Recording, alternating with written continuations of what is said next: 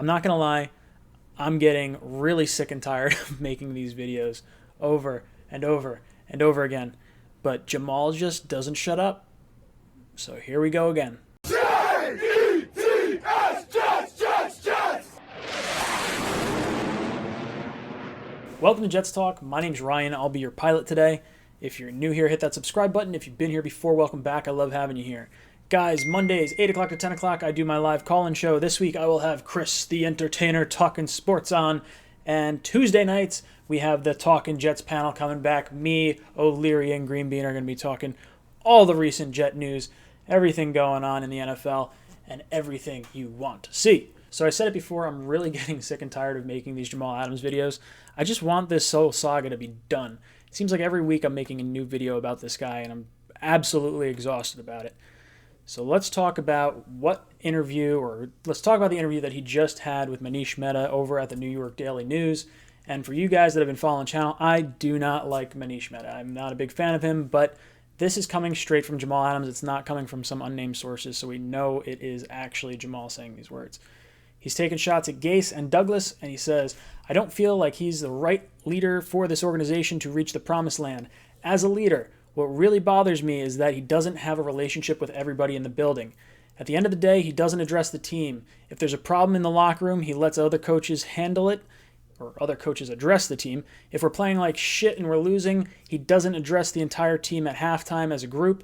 He'll walk out of the locker room and let other coaches handle it." Now, I have no love for Gase. I'm very open in my criticism of Gase. I'm willing to give him this year. I don't think there's any head coach that could have gone into last season with the injuries we had and all the issues that went on with Sam. There's no way that I could have imagined any other head coach really doing a whole lot better last year. This just seems like it's a little out of hand. So let's get into the Douglas side of comments. It was reported early in January that Douglas had come to Adams and said he was willing to work out a contract and was working on some type of potential offer for Adams. We get to the combine, and Douglas says he wants to make Adams a lifetime Jet. We hear rumblings that he's going to start talking about a contract after the draft. Fast forward a little bit, COVID pandemic hits. The salary cap information for the following year seems like it's pretty much up in the air with no fans in the stands. And then who knows what happens? The Jets sign a few free agents. The article goes into saying how the Jets were strapped for cash and they weren't going to spend a whole lot, and that was the directive that was given. I don't think that's the case. I mean, we spent tons of money the year before.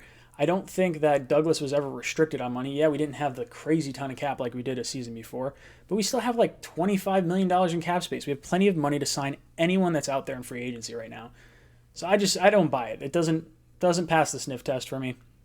I think Douglas did exactly what he was going to do, regardless of the amount of money that we had. If we had $100 million, I think we probably would have wound up spending the money we spent anyway. We would have saved the money for our own players.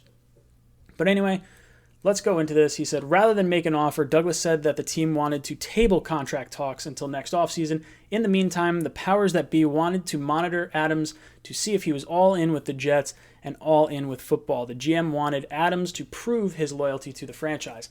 And apparently, this is what got Adams mad.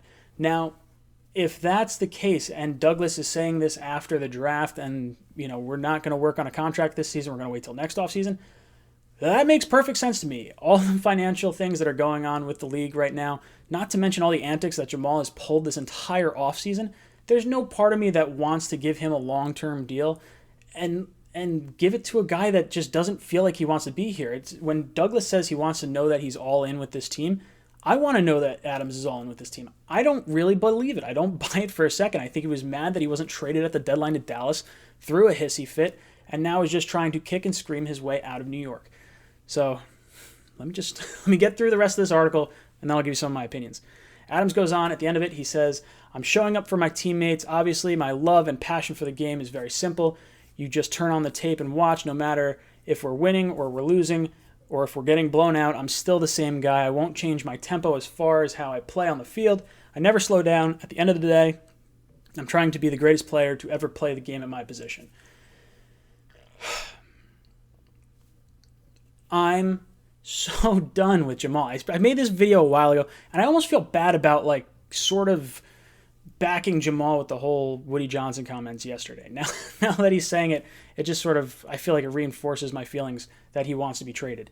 Now, we know he wants to be traded. He asked for a trade. He wants a ton of money from the Jets, but he doesn't want to take a ton of money from another team. So Jamal, you're losing a ton of credibility with me already, right off the bat. But if I'm the Jets, how do I handle this? This is very clearly a toxic situation going on right now. And this is after Joe Douglas has come out in support of Jamal. Greg Williams has come out in support of Jamal. Adam Gase has come out in support of Jamal. The players have supported Jamal. I just am so done with Jamal. I hope he comes into camp, and I hope the Jets let him address the team. You know what? Let's go into the first meeting. Hey, Jamal, microphone's yours. Let's air out all our grievances. We're going to get this out of the way. You're playing with the team. That's what I would say. I would not give this guy a friggin' ounce of credit or gratitude or whatever it is. I will not give him any sort of happiness in getting a trade or getting what he wants. Forget a contract. Contract's off the table. I am not paying this guy at all. I would let him play out his 4th year, his 5th year, and then I would franchise tag him for the 3rd year if the play justified it. Right now, play doesn't necessarily justify it. Dude's got 2 interceptions in 3 years, one of which was against Jared Stidham in garbage time last year. And Jamal is just being petty. Now, I look, these comments I have an issue with to begin with. I think you handle this stuff in the locker room. I don't think you go to the media. But you know how I know this is very petty from Jamal?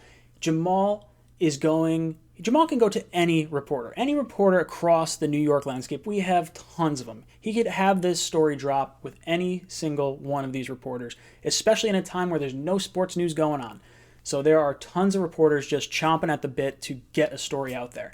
But he goes to Manish Mehta. Manish Mehta, the one who is rumored to have the burner Gase Twitter account, the one who hit Gase with all these different things throughout the season.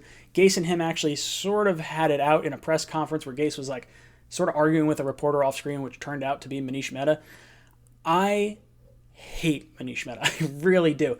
Jamal Adams wound up going to Manish Mehta because he knows how much the Jets dislike him. Manish Mehta has been kicked out of the Jets organization. He's not had any inside scoops since Joe Douglas has got there. So Manish was chomping at the bit to try and write another hit piece on the Jets. Jamal wants to kick and scream his way out of the New York Jets. So it was the perfect marriage between these two. And he knows that it's going to get under Adam Gase's skin and he's going to try and force his way out of New York. What is a team going to give up for a player like this? Just tell me that right now. Is a team giving up a first-round pick? I wouldn't. I would not give up a first-round pick for this diva.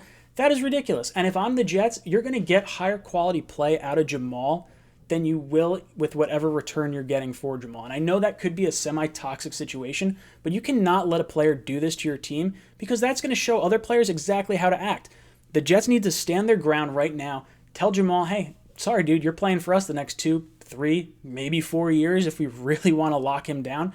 Jamal needs to understand he doesn't hold very many cards in this situation, and to just run everyone into the ground. I said this before. I said it at the trade deadline. I believe Jamal is going to drag us through the dirt in the media, and it's exactly what he's doing.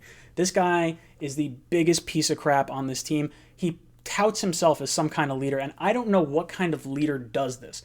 Who goes out into the mainstream media and writes a hit piece on your GM and your head coach? It just doesn't happen. It doesn't make sense to me. And quite honestly, I'm done with it. I want the guy traded for good compensation, but part of me really wants to just put him on ice. Just let him sit.